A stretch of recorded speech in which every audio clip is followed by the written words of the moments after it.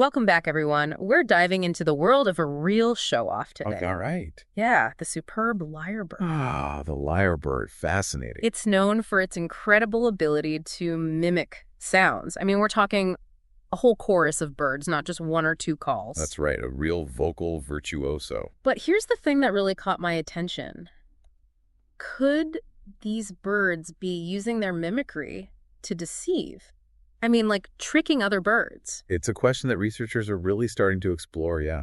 So for this deep dive, we're going to be looking at Jennifer Ackerman's book, The Genius of Birds. A great read. It is, and some really interesting research by Anna Dalziel, among others. She's doing some groundbreaking work in this area. Really fascinating stuff. So to kick things off, can you set the scene for us? Where do these lyrebirds hang out? Well, picture the rainforests of southeastern Australia. Okay, I'm listening. Places like the Tulanki or the Blue Mountains. I've heard of those. Beautiful. Yeah, they are, yeah. You've got these towering eucalyptus trees, sunlight filtering through, casting this like emerald glow on the lush ferns below. Wow, sounds magical. And what about the lyrebird itself? What does this master mimic look like? Well, I wouldn't say flashy, exactly. They're more understated, coppery brown plumage, kind of pheasant-like. Okay, not super eye-catching. But then they unfurl their tail. Yeah. That's where the lyre comes in. Those tail feathers are spectacular, long, and curved like, well, the strings of a lyre. Ah, I see. So hidden beauty. You could say that, yeah. But let's get to the main attraction, their voice. Is it true they can mimic, like, dozens of other bird species? Oh, absolutely. And it's not just simple calls. I mean, they can imitate the whipbird, the pilot bird. Wow, those are pretty distinct sounds. Right, and even tiny birds like scrub wrens. The range is incredible. So how do they pull off such a variety of sounds? Well, think about it. Vocal learning, it's a complex process. I imagine so. Involves memory, muscle control, and researchers have found these mirroring neurons in some songbirds. Mirroring neurons. Yeah, so these neurons, they fire both when the bird hears a song and when it sings that same song. They're like practicing internally. Exactly. Creating this neural map of the sound. That's wild. So lyrebirds, are they, like, particularly intelligent? They definitely seem to have some serious cognitive abilities. I mean, their brains are larger relative to their body size than many other birds. Interesting. And, like, their development is slower, kind of similar to crows and ravens. Those are known for being pretty smart. Exactly. So this longer learning period, it probably plays a role in their mimicry skills. So brains and talent. But why bother? Why would a bird evolve to be such a master of vocal imitation? Now, that's the million-dollar question. It does seem like a lot of effort. Well, there are a couple of main theories. Okay, lay them on me. So one is sexual selection. The classic, survival of the fittest. Right, but in this case, it's more like survival of the most attractive. Okay, I like that. So, like, a female lyrebird is looking for a mate with the best singing voice. Exactly. The male with the most diverse repertoire. He's showing off his fitness, his good genes. It's like a bird version of the voice. I guess you could say that. And we see this in other species, too, like satin bowerbirds. Oh, they build those elaborate bowers, right? Yeah, and guess what? Accurate mimicry. It's a big factor in their mating success. So being a good mimic, it's a good way to find a partner. It seems that way, yeah. But I remember there was another theory, something about deception. You're right. There is. And that's where things get really interesting. Okay, I'm intrigued. Deception, huh? Birds tricking each other. Tell me more. Well, before we dive into the lyrebird's possible lies, there's another bird that's a master of vocal deception, the brown thornbill. Okay, what's their story? Small bird, kind of unassuming. Right, I'm not familiar with that one. But they have this incredible way of defending their nests against a much larger predator, the pied currawong. Oh, so it's a David and Goliath situation. Exactly. So how does this little bird fight off this bigger predator? Vocal deception. What? It creates this phantom mob. A phantom mob. Yeah, so when the currawong comes near, the thornbill starts mimicking the alarm calls of other birds. So, like, it's creating a fake mob. Exactly. Wow, clever. Does it actually work? It does. The currawong, it hears all this commotion and thinks, uh-oh, maybe a hawk's about to attack. Makes sense. And it either runs away or hesitates long enough for the thornbill's chicks to hide. So it's basically like a vocal smokescreen. Pretty much. And that brings us back to the lyrebird.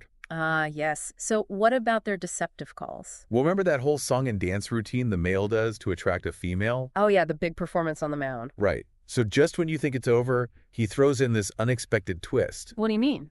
He starts mimicking a bunch of alarm calls. Alarm calls, like danger signals. Exactly. Specifically calls made by, like, ground-dwelling birds when they sense a threat, like a snake or a cat.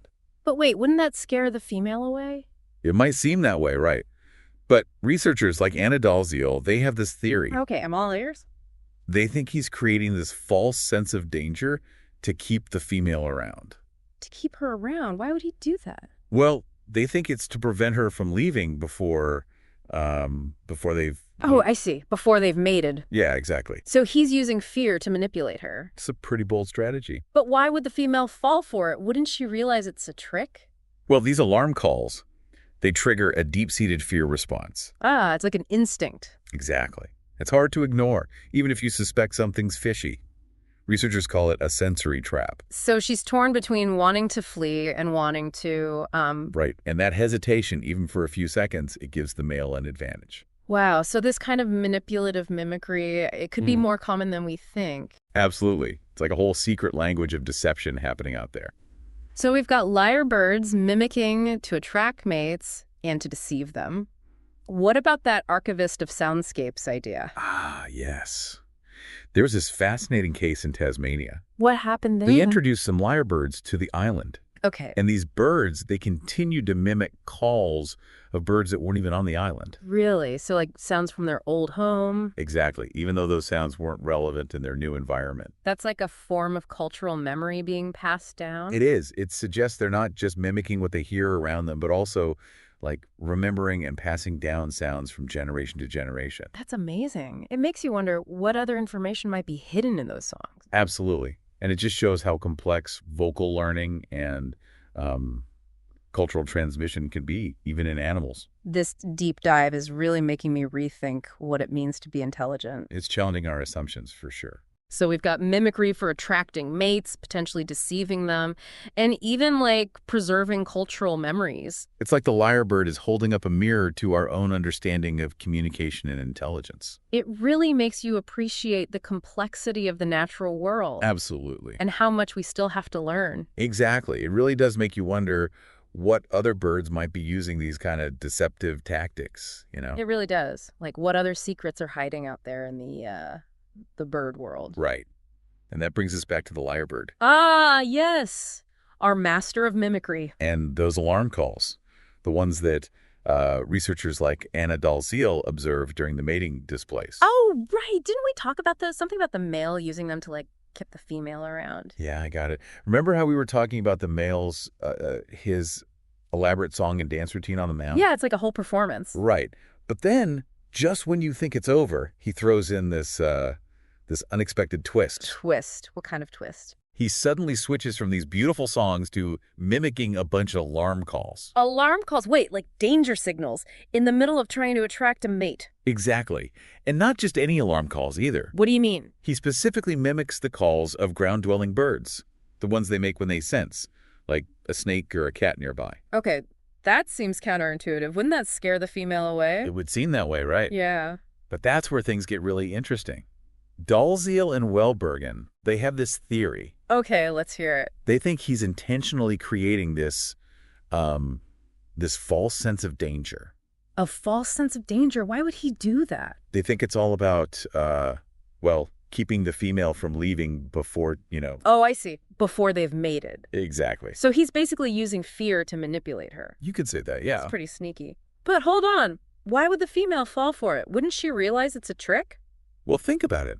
These alarm calls, they trigger this deep-seated fear response. It's instinctual, right? Like fight or flight. Exactly. And it's hard to ignore, even if you think something's up. It's what researchers call a sensory trap. A sensory trap. Yeah, like it's an instinctive reaction that's difficult to override. So she's caught between her instinct to flee and her desire to mate. Exactly. And that hesitation, even for a few seconds, it gives the male the advantage he needs. Wow, that's amazing. So this kind of manipulative mimicry, I mean, it could be more common than we realize, right? It very well could be. It's like a whole secret language of deception happening out there. So we've got lyrebirds mimicking to attract mates and to deceive them. Mhm. What about that archivist of soundscapes idea? I'm still curious about that. Ah, yes. That's another fascinating aspect of lyrebird mimicry. What was that about again? Well, there was this remarkable case involving a group of lyrebirds that were introduced to Tasmania, Tasmania, that's the island off the coast of Australia, right? right, separated from the mainland. And these birds, they continued to mimic calls of birds that weren't even present on the island. Wait, so they were mimicking birds that weren't even there? How is that possible? It's like they were holding on to these sounds from their ancestral home. So even though those sounds were no longer relevant in their new environment, they still remembered them. Exactly. It's like a form of cultural memory being passed down through their songs. That's incredible. It's like they're carrying a piece of their history with them in their voices. It really is. And it suggests that lyrebirds aren't just mimicking what they hear around them. So it's more than just simple imitation. Right. They're also retaining and transmitting sounds across generations, even when those sounds are no longer part of their immediate surroundings. It's like they're carrying a library of sounds in their heads. Exactly. And it just highlights the incredible complexity of vocal learning and cultural transmission. This deep dive is really making me rethink what it means to be intelligent. It's fascinating, isn't it? It really is. It seems like every time we think we've figured out the natural world, it throws us another curveball. That's the beauty of it, though. It definitely keeps things interesting. It's amazing to think about all the things we still don't know. Yeah, absolutely. We've just scratched the surface. Like we think we're so smart, but then you look at these birds and... And they're out there mimicking, deceiving, preserving cultural memories. Exactly. It makes you realize that intelligence, well, it takes many forms. It really does. And it's not always about problem solving or tool use like we often think. Right. It's also about communication, social skills, the ability to adapt. Exactly. Thriving in complex environments. And lyrebirds, they're clearly masters of that. Oh, yeah. They're navigating these intricate social landscapes. Using their voices, their memory, maybe even a bit of cunning, right? Yeah, definitely a possibility. I mean, they're not just mimicking sounds randomly, they're using those sounds strategically. Right. To attract a mate, defend their territory, maybe even manipulate a rival. It's fascinating, but I have to admit, this whole idea of birds being deceptive, it's still a bit unsettling. Yeah, kind of like it challenges our assumptions about nature. I get it. We tend to romanticize nature, see it as this pure, innocent thing. Yay, but then you learn about these deceptive tactics, and it's like nature has a dark side, too. Exactly. But I guess when you think about it from an evolutionary perspective, it makes sense. Right. Deception, it's just another strategy for survival. Like, it's not about being malicious. It's about doing what you have to do to thrive. Right. It's all part of this intricate web of life. Where every creature's just trying to make it. Exactly. Well, I think we've reached the end of our lyrebird deep dive. But before we go, I want to leave our listeners with a thought to ponder. Always like to end with a bit of a cliffhanger. It is a bit of a cliffhanger, yeah. So we've seen how lyrebirds can use their mimicry for both honest signaling and deception. But how do we know which is which? Ah, the age-old question. How do we decipher the true meaning behind these complex vocalizations? How do we tell a genuine love song from a manipulative lie? It's a question researchers are still grappling with. And it just highlights the incredible mystery of the natural world, right? Absolutely. The more we learn, the more we realize how much we still don't know. And that's what keeps it so fascinating.